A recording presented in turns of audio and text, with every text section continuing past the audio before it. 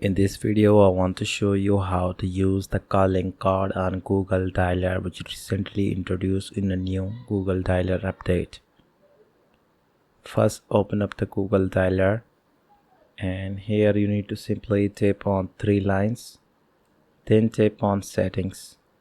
Scroll down below, so here you will find the brand new option calling card. So this is the option which allows you to customize your contacts. So I want to just simply tap on calling card, tap on add a contact. So if you want to add the customization setting on a specific contact, so this is the option which allows you to change the background and font style. So I want to just change the background color when someone call me.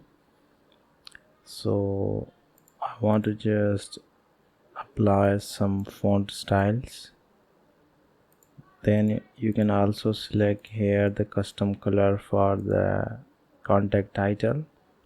Then you need to simply tap on done.